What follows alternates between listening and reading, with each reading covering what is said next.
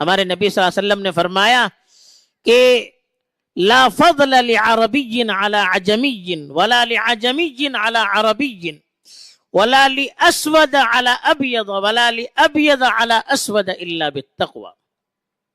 کہا کہ سب آدم کی اولاد، سب مٹی سے بنے ہیں. کوئی عرب کو کسی غیر عرب پر کوئی خصوصیت نہیں ہے، کوئی فضیلت نہیں ہے. کسی غیر عرب کو کسی عرب پر کوئی فضیلت نہیں ہے. کسی کالے کو گورے پر، کسی گورے کو کالے پر کوئی فضیلت نہیں ہے.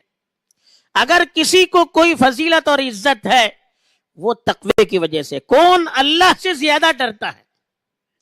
کون اللہ کی نافرمانی سے بچتا ہے؟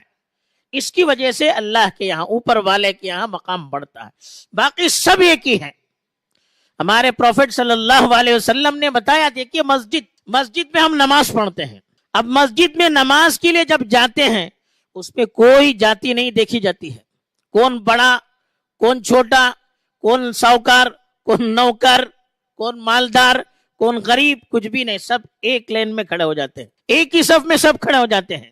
کچھ بھی اونچ نیچ نہیں ہے. ایک دکان میں ایک سیٹ صاحب گلے پہ بیٹھتے ہیں، دکاندار کام کرتا ہے وہ پیچھے بیٹھتا ہے. مسجد میں آئیں گے تو دونوں ایک ساتھ رہتے ہیں، کوئی فرق نہیں، سب برابر ہیں. اللہ کے نزدیک بڑا کون ہے؟ اللہ کے نزدیک بڑا وہ ہے جو اللہ کی بات کو فالو کرنے والا ہے، جو اللہ کی نافرمانی سے بچنے والا ہے.